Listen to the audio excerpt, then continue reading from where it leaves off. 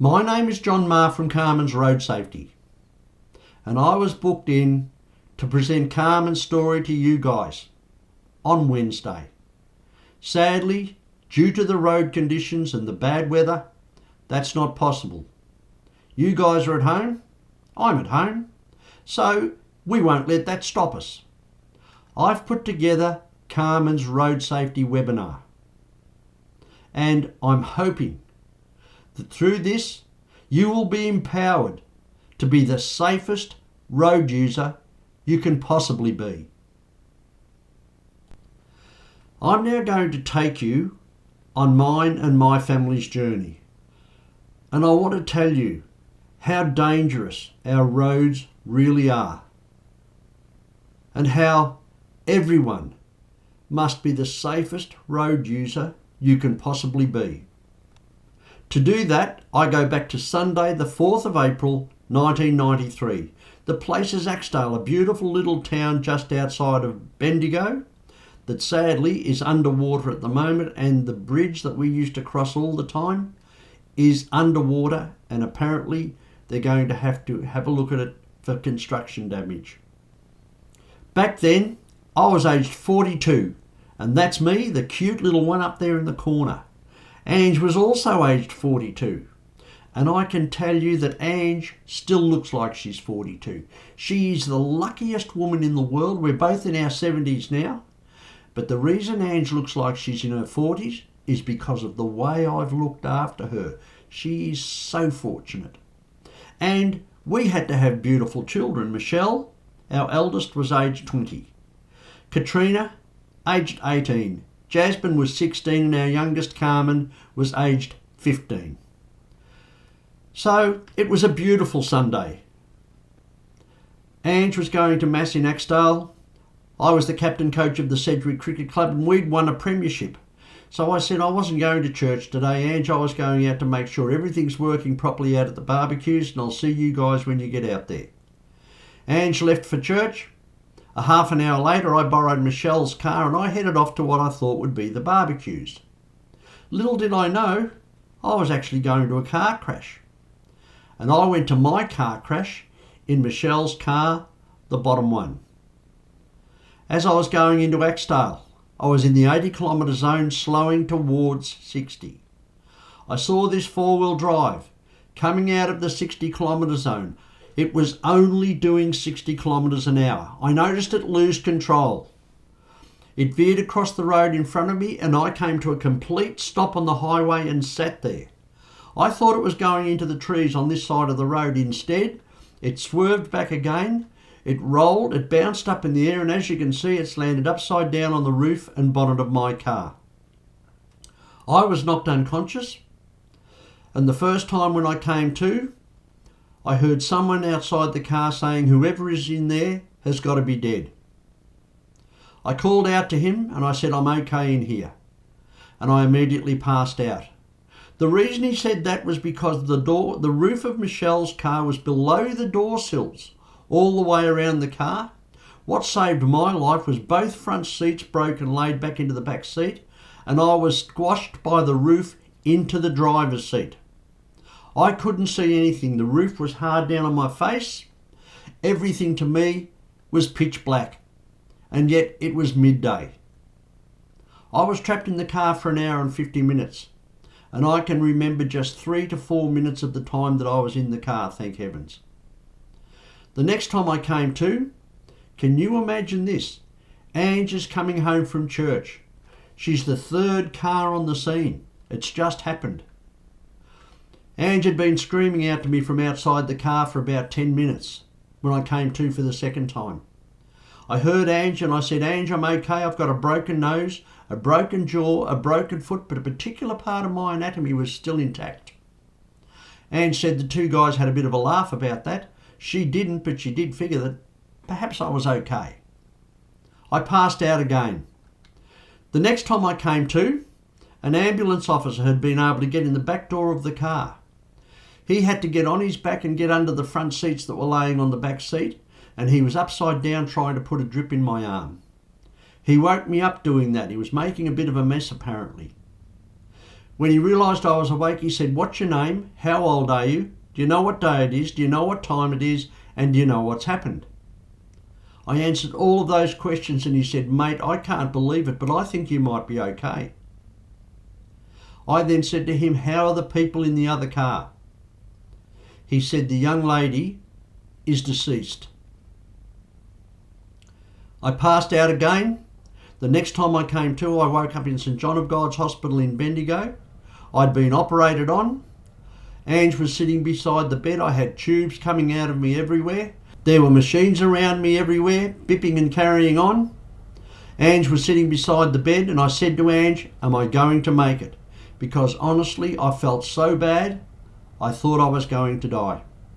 Ange said, "The doctors are really happy with how you've come through the operation and you're going to be okay." The result of the car crash was that there was one death. I was really seriously injured. And I can tell you that my life, my family's lives and the lives of so many of our friends were changed forever from that day onwards. I was 42 years old. I was the manager of an insurance company. I had 36 people working under me and relying on me for the prosperity of their businesses. I now have 26 plates and screws in my face. That's why I still look like I'm 42. So it does have some small benefits. I have frontal lobe damage, a brain injury that causes really serious short-term memory problems. And that is my worst long-term injury. I battle with that all the time. I have neck and back injuries. And I still go to Shane Maloney in Bendigo every month. And I never miss because I really need him to keep me going. The TAC, the Traffic Accident Commission in Victoria, pay for my physiotherapy. And I will go to physio all my life. And next March, on the 4th of March, it will be 30 years since I had that car crash. And I can tell you that if you had a car crash and you ended up with my injuries, you would never be the same again. Emma Hayward was just 18 years and 24 days. Emma had had a licence for just 23 days when she lost control of her four-wheel drive at 60 kilometres an hour. She rolled up the highway, crashed into my car, and poor Emma was killed instantly. I met Emma's dad 2 days after I got out of hospital. He called out home. It was 6 weeks after I'd had the car accident. The first thing he said to me was, "John, I'm really sorry for what's happened to you." He's lost his daughter. And that was the first thing he told me. He also said, "I bought my daughter a four-wheel drive to keep her safe. And I've killed my only child." Not only was Emma an only child, she was also an only grandchild. And guys, 8 months later, Emma's parents split up, never to get back together again. And as I'm going to physiotherapy 3 times a week and walking up and down in a hydro pool to try and keep the weight off my neck and my back, I was really quickly learning that a car crash is not just a car crash. A car crash is a game changer. It's a life changer, and far too often it is a life taker. And 3 months after my car crash, all 4 specialists told me within 2 weeks of each other that I would never work again. And I never have done physical work again. What I've done is I've taken Carmen's message to schools all around Australia and internationally. I'm an international keynote speaker on road safety. I've spoken at conferences and seminars. Almost 500,000 students have heard Carmen's message. And now you guys are hearing Carmen's road safety message. But you know, don't you, it'll never happen to you. We do know how dangerous our roads are. And we also know that we only have one life and we have one crack at this. I want to now tell you just how dangerous our roads really are and how anything is possible. On the 18th of November 1995, just 2.5 years after I had my car crash in which poor Emma lost her life, Carmen, our beautiful youngest daughter, at aged 18 years and 3 months, was killed in a car crash. How can that happen to us? How can this happen to Carmen after what's already happened to our family? I'll tell you, and I'll tell you how easily these things can happen, especially on our potentially deadly roads. This is a photo of Carmen. She had just finished year 10, and Michelle, our eldest daughter. I don't have a later photo of the two of them together. We took generally family photos. But I'm going to tell you about that terrible, horrific Saturday morning. And it was a beautiful Saturday morning.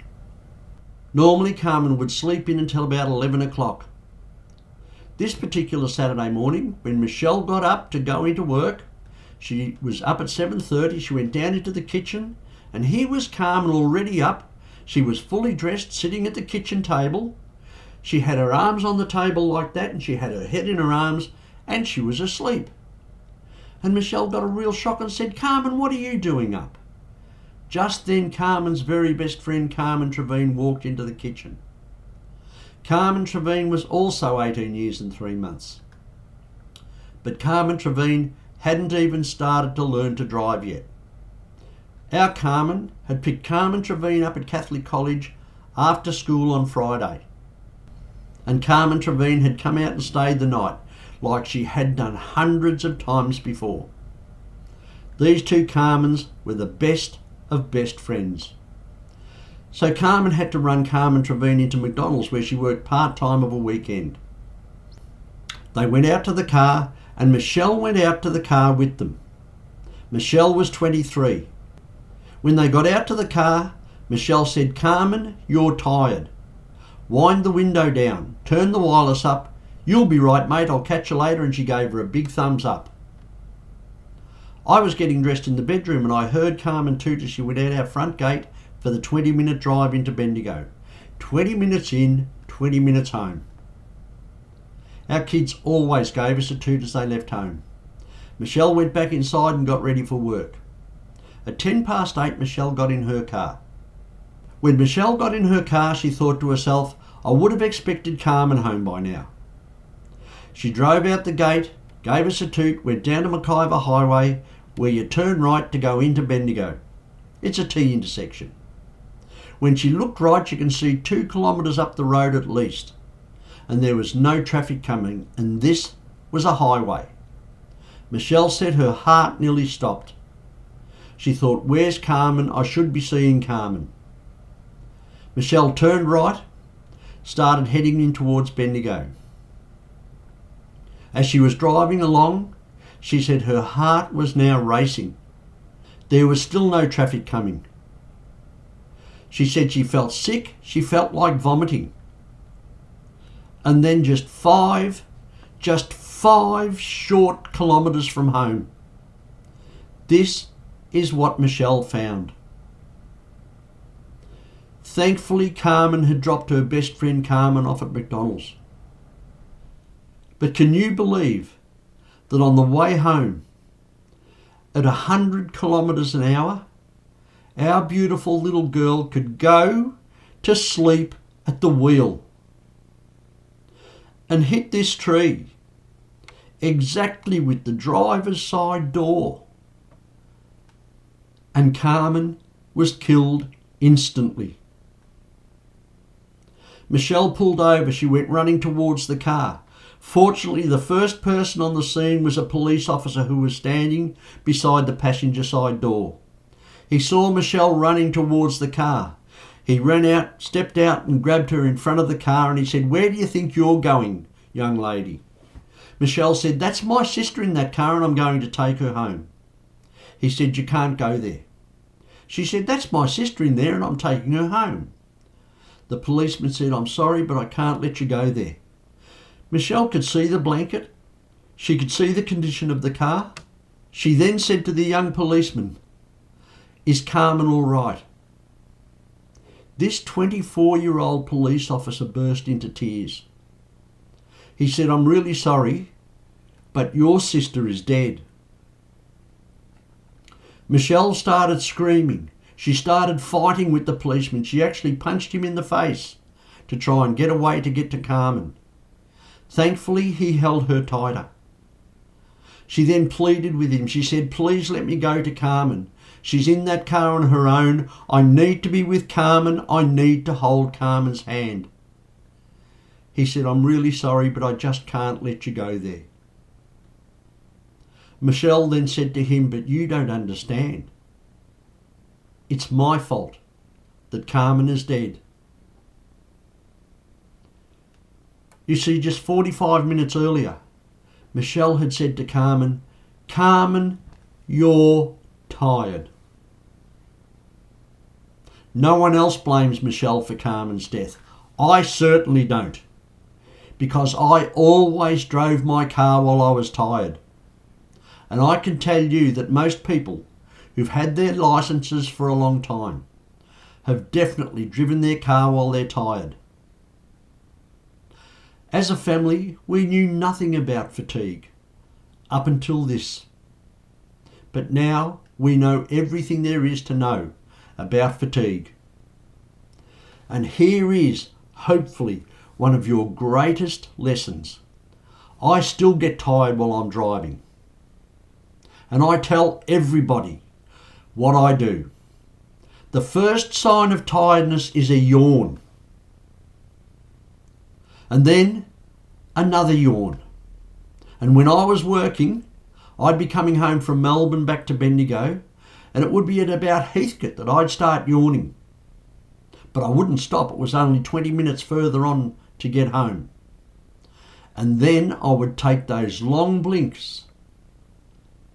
They call them micro sleeps. And it's proven that you can travel 100 to 200 metres with your eyes shut, having a micro sleep. And when you're having a micro sleep, there is no guarantee that you will actually wake up from it. You see, it shouldn't be Carmen who paid the price with her life for going to sleep. It should have been me. I should have educated my family about fatigue on the roads. What I do now, and what I urge every one of you to do, is the moment you start feeling tired while driving, pull over immediately. I pull over, I take my phone out of my pocket and I set the alarm for 15 to 30 minutes, whatever I think I need. But the key is I always leave early when I'm going anywhere. I always leave early. I set the alarm, I lay the seat back, and I can go to sleep just like that. And I have what's called a power nap. I know you will have all heard of a power nap, and I will tell you this, a power nap can save your life. When the alarm goes off, I don't just drive off. And here's the key that no one has ever heard of. But I know this is the key for you to get home safely. I then get out of the car and I go for a brisk walk up the highway, at least 100 metres, and I walk back as fast as I can. If I could run, I would. When I get back to the car, I am puffing. My adrenaline's pumping, and there is no way I can go to sleep. I then drive off. Now I'm a safe driver for myself, for every other road user, but most importantly, I am a safe driver for the people who love me so much, especially my grandchildren, of which we have 6.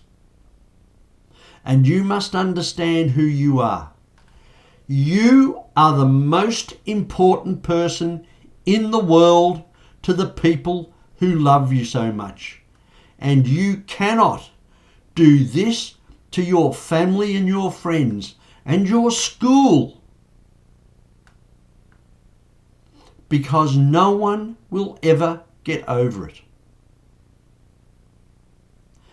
Ange and I and Jasmine were standing at home behind our car.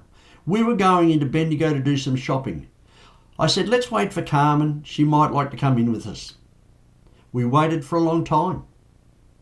Then we heard the sound of a car coming up Hawkins Lane. We looked up, expecting to see Carmen drive in our driveway. But what we saw instead was a police car driving in our driveway for the first time ever, and thank God we have never seen it since. We went over. A young policeman got out of the car crying. I said, can I help you? He said, there's been a car accident and it's Carmen and she's gone. I said, where's she gone to? He said, it's Carmen and she's gone. That's all he could say. He was so upset. I got really angry and I said, mate, what are you talking about? Where's Carmen gone to? Just then the back door of the police car opened and Michelle stepped out. She had tears streaming down her face and she looked at us, and we will never ever forget what we heard and what we saw from Michelle. She said, Dad, Carmen's dead. Just like that. And that is pretty much how your family will hear about what you have done to them on the roads if you do this. And you will break their hearts like Carmen broke ours. The next thing I know, we were all cuddling each other, including this magnificent young policeman. Everyone crying. And guys, what I want you all to do now, and I'm up in the corner, I want you all to look at me up here and replace me. It's no longer John Mart speaking to you. This is your dad speaking to your class. The class next year. It may even be your incredibly brave mum next year, telling them how they lost you in a car crash and what they had to do next, because no family can avoid this. We all went inside. The young policeman put the kettle on. We were sitting at the kitchen table crying, holding hands and saying prayers for Carmen. And then it dawned on me, and it'll dawn on your dad or your mum. I have to ring Katrina, our second eldest daughter. Katrina is 21 years old. She's working in Sydney. She's the assistant manager of the second largest Bets and Bet shoe store in Australia. And I have to ring Katrina and tell her about Carmen. I went to the phone. Thankfully, the manager answered the phone. I told him what had happened and asked him to stand by and support Katrina if he could. This is your dad or your mum making this phone call to your brother or sister. Can you do this to them? Carmen did this to us. It's possible. Katrina came to the phone, and before I could say anything, she said, Dad, fancy you ringing me on a Saturday morning. I didn't even want to come to work today, Dad. This is sensational. You've made my day. I said, Trina, I've got some really, really bad news to tell you. Trina, there's been a car accident. And Trina, it's Carmen. And Trina, Carmen is dead. What I heard on the other end of the phone may be similar to what your mum and dad will hear. I heard poor Katrina saying, No, Dad. No, Dad. No, Dad. Not Carmen, Dad. No, Dad. No. Then she dropped the phone in the Bets and Bet shoe store, and I could hear poor Katrina screaming at the top of her voice, Carmen, Carmen, Carmen, Carmen. And I couldn't even put my arms around her to support her. Can you do this to your family? We love Carmen so much, but that's what she did to us. I then rang Mum and Dad at Bungaree, Carmen's grandparents, my parents. Mum and Dad were both 69 years old, and they should never ever have had to receive a phone call like this. Mum answered the phone. I said, Mum, is Dad there? And Mum said, what's wrong, John? I said, I just need to talk to Dad.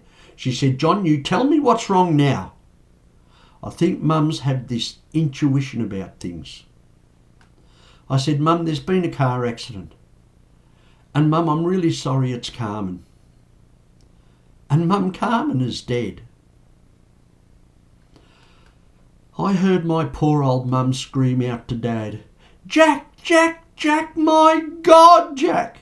Carmen's been killed in a car crash. How could Carmen make me do that to my mum and Dad? How could you do this to your grandparents? Can I tell you something about grandparents? If you haven't seen or spoken to your grandparents for a while, can I recommend that you do? I have 6 grandchildren. And when you walk into your grandparents' lives, do you know what happens to them? Their heart does a backflip. Because you are their grandchild and you are magnificent. I then rang my brothers and sister. Brendan, Carmen's dead. Peter, Carmen's dead. Terry, Carmen's dead. Gavin, Carmen's dead. And my sister Carmel, Carmen's dead. We then rang Ange's family. Huey, Carmen's dead. Jim, Carmen's dead. Frank, Carmen's dead. Jacko, Carmen's dead. And Mari, who lived up at Maroochydore, Carmen's dead. We went to the Teledex to make some more dead phone calls. Our Teledex was yellow. You might know what a Teledex is. We all have our phone numbers in our iPhones now. We had them beside our phone on the desk, and it was a yellow Teledex about that big. It had 168 names in it. It had a slider on top that went from A through to Z. And in there were all of my friends, Ange's friends, Michelle's, Katrina's, Jasmine's, and all of Carmen's friends' names and phone numbers were in that Teledex. And between Ange and I, we rang almost all of them. There were some that we didn't have to ring though, because the news of Carmen's death spread like wildfire through her friends, through our family. And I put my hand, after about 16 phone calls, I put it on the receiver to make the next call, and the phone rang. And it frightened the living daylights out of me. I said, John speaking. And someone on the other end of the phone said, John, please tell me it's not true. And I couldn't. And guys, I beg all of you, please do not do this to the people you love. And it got worse. Because on the Monday when we thought we could see Carmen, and we had all our family and friends around us, people had caravans in our yard, people were sleeping on the floor to support us, looking after us, because we'd just lost the most important person in the world, Carmen. On the Monday I rang the funeral parlour and asked Barry if we could come in and see Carmen. He said, John, you can't bring your family in to see Carmen like this. And mate, I beg you, please don't come in and see Carmen like this. I said, what are you talking about? Of course we're coming in. He said, mate, you just can't look at Carmen like this. She was such a beautiful girl. Please remember her the way she was. I said, I'm coming in, Barry. John said, I'm urging you not to come in. But if you insist, we're going to have to bandage up more than 3/4 of Carmen's head and face. As a family, we made the choice not to go and see our beautiful Carmen. We didn't give her a kiss on the cheek and tell her how much we loved her. We couldn't say a prayer with her and say goodbye and that we forgive her. And you can't do this to the people who love you. You can't. This absolutely changed our lives. But this is a family's worst nightmare. There's Michelle, who was the third car on the scene after Carmen had hit that tree just 3 minutes earlier. There's Katrina, who was in Sydney. Jasmine, who's only 18 months older than Carmen. My brother's daughter Lisa. Ange's brother's girls Alison and Julie. That's me. There's Mum and Dad. Do you know what these brave girls are doing? They're carrying their sister and their cousin out of St. Teresa's Church in a coffin, and she's only 18 years and 3 months old. It's not fair. This is where I come to the best part of my presentation. Good evening, and I'm Carmen Ma for the second edition of the 10 o'clock news. Okay, now, as you can see, we are in the Ma house at Christmas dinner. Now, yes, it is a great occasion for the whole family. Yes, now, as you can see, we have lollies and cake, and the pudding is just around the corner, which you can come and join us if you want. And that's all, and there'll be money in the pudding, you know, a great Christmas dinner. It's just been fabulous. The meaning of Christmas? Hey, no what's the meaning of Christmas? Okay, now, if we come this way, excuse me, let's poop. Now, as you can see, this is the real meaning of Christmas. Now, that is the one special thing about Christmas. The love in the heart that comes out from the whole family is to give presents, as you can see. She's pretty cool, isn't she? It's hard to believe that I'm looking at Carmen there, and she was just 16 years old. And we lost Carmen at 18, and she should now be 44 years old. I am so angry that our beautiful Carmen should have lost the opportunity to live this magnificent and wonderful life that we all have to live, and you have in front of you. What do we miss the most about Carmen? And this is exactly what your family will miss the most about you. We can't give Carmen a cuddle. A cuddle. A cuddle is the most amazing form of affection that there is. And I would give anything, I'd give anything to give Carmen just one more cuddle. But today, I thank your school and you guys, because I am making a recorded webinar about Carmen. So Carmen is in my life again for another hour, and I thank you for that. This is our incredible family. Each one of our girls have amazing husbands, and each one has 2 grandchildren each. We are so fortunate, but I'd like to point out that that's not right. I think one of my grandchildren may have got to my stomach here and enhanced it somehow on the computer. Get off there. I'll go over to my grandchildren. Our grandchildren, I should say. They are incredible. And they're all leaving us behind, as you can see. We have 4 grandsons and 2 granddaughters. And they are the lights of our life. Remember, make contact with your grandparents. Max and Ruben are both footballers. And I go to see them when they're playing football. I'll go in to see Max in the under-19s, and he'll be sitting there about to hear the coach give a talk, and he'll see me come in. He'll get up and from amongst all of his mates, and he'll walk over to me and give me a cuddle. And he says, "G'day, Pa." Reuben does exactly the same thing. Our grandkids always give us a cuddle no matter where we are. We understand the importance of a cuddle. I hope you now do as well. And here's a message from Carmen through me to all of you. And she's saying that the very second that you get home from school today, you go straight to your mum. Give your mum the biggest cuddle you have ever given her in your life. Tell your mum how much you love her and how much you appreciate her, and make a solemn promise to her that you will never do to her what Carmen has done to Ange, to her mum.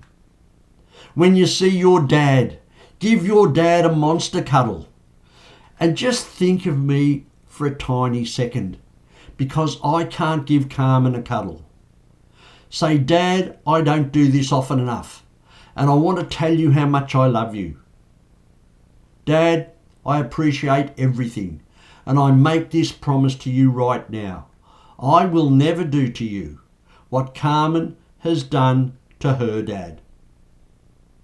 Give your brothers and sisters massive cuddles. Say, "We are family, and we must never do what Carmen has done to her family. We must look out for each other and always be together, and give each other cuddles every time you get the opportunity, because I can tell you from experience, you never know when you may have given the last cuddle to that person because of our dangerous and deadly roads." Why are there so many deaths and injuries on our roads? Guys, the roads don't care who you are. They can take anybody. You guys know about Andrew Simons. It's not fair.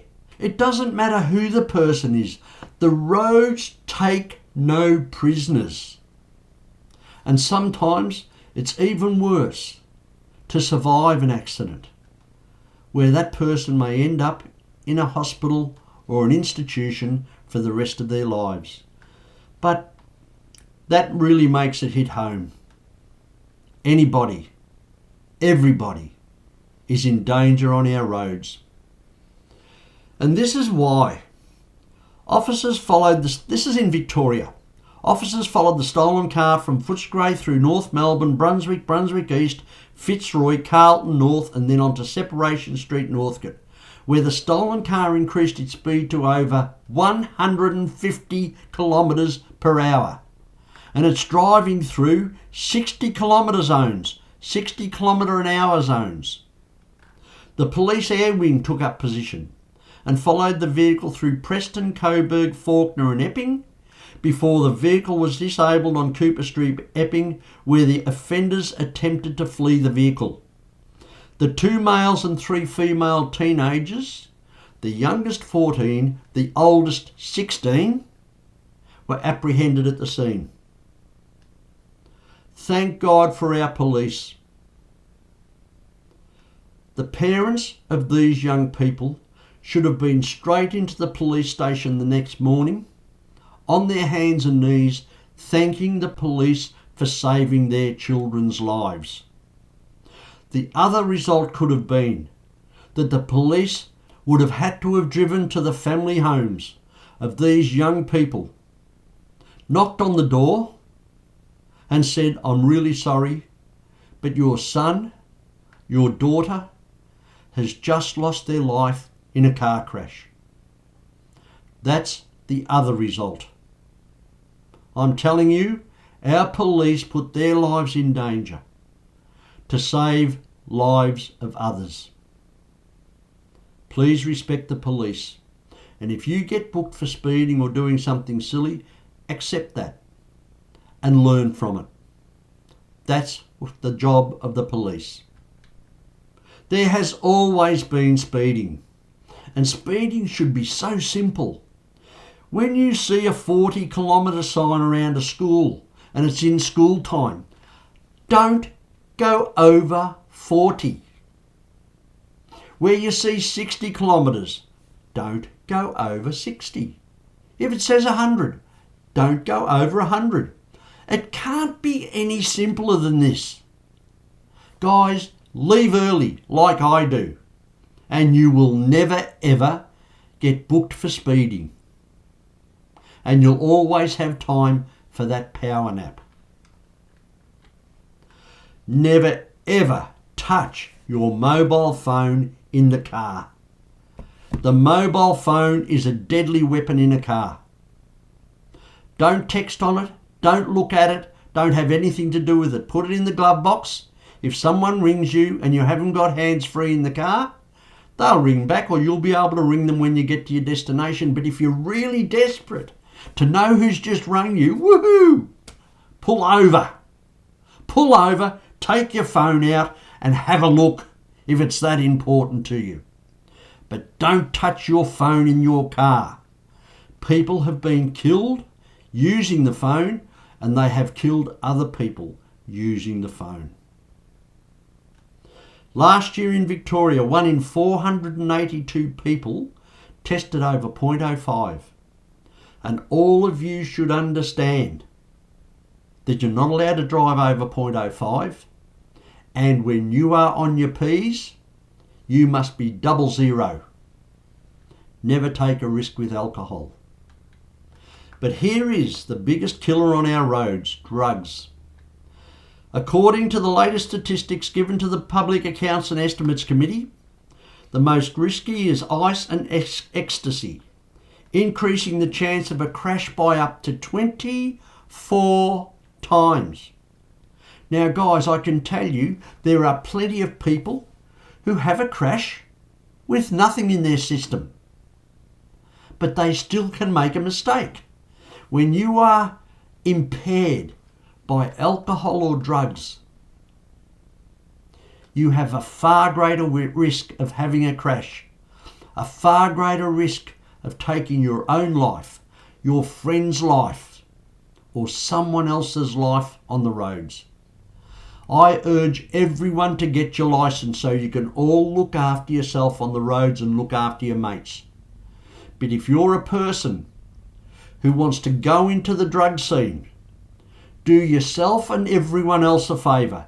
Never, ever, ever get your licence. Never. In Victoria, our road toll, the deaths on our roads, is out of control. It is such a shameful situation for Victoria.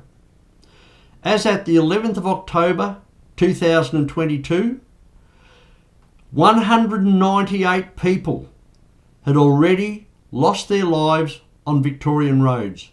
At the same time last year it was 172. We're 26 deaths up, and I suspect, seeing that was the 11th, we would be over 200 now.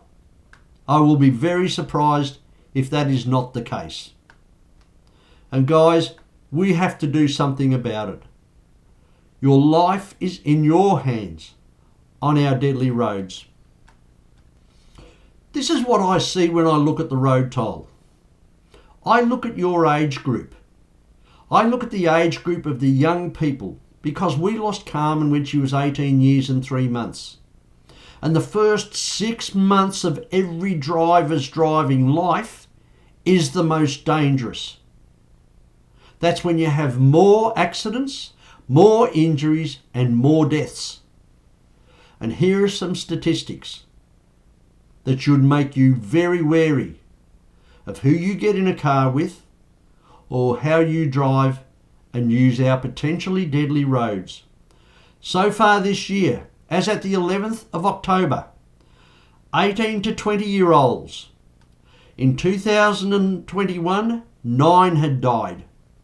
2022, 21 have died. That's 12 more deaths so far this year, and we're up 133%. 133%. 12 more families than the same time last year have buried a loved one, whether it be a grandparent, a parent, or a child, or a grandchild. Guys, our roads are deadly, and you are the most important person in the world. And if you're using the roads, play safe, always. Carmen has a roadside memorial just outside of Bendigo where she hit the tree. There was a big yellow cross on that tree. There have always been flowers on that tree. And when they were widening the road, people kept pulling over and asking the workmen, what are you going to be doing with Carmen's tree? The council telephoned me. They said Carmen's tree is a place where so many people visit. And the driving instructors of Bendigo take their learner drivers on their very first trip out to Carmen's tree. And they sit there for 15 minutes and talk. And they talk about the enormity of the event that happened there, and how a young life was lost, and how her friends have never ever forgot. Because there was always flowers around Carmen's tree, fresh ones, plus Mentos, because Carmen loved her Mentos. The council asked me if they could put a memorial there, which they have, and it has a drive-in where people can pull up and spend time with Carmen. Guys, that's all well and good, but we would rather have Carmen in our lives, aged 44, with her own children. No doubt your family will have many photos of you, as we have of our family. Here were our girls growing up. We were all going out to a fancy dress this night. Check Carmen out. On her arm, it had I love Mum and Dad in texter. She was always the life of the family and the life of the party. She'd walk into a room and the room would light up. That's why she's still doing what she's doing through me today. Check Michelle out. She's wearing my St. Paul's Tech blazer and tie. But what about me? I'm wearing Michelle's netball skirt to the fancy dress. Yep. Who is responsible for road safety in Australia? I can tell you that you are responsible for your own road safety. So too is the 8-year-old in your family. So too is the 4-year-old. The Road Safety Commission will always tell us that we are responsible for our own road safety. Does anyone here think that everybody is capable of being a safe road user all the time? I don't. I think we need education. And I accept the responsibility for road safety because for the past 20 years I have been writing this book called Carmen's Legacy. I have 26 years of experience on road safety. And we launched the book on the 24th of February. We are so proud of the book, and Michelle, Katrina and Jasmine each wrote a chapter in the book, and they are magnificent chapters. Ange was unable to. Why? Because she watched me trying to write this book for 20 years, and she saw how much I cried. It's the toughest thing I have ever done, ever since we buried our beautiful Carmen.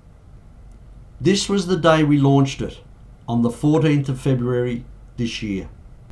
John Marr's life changed forever on November 18, 1995, when his 18-year-old daughter Carmen died.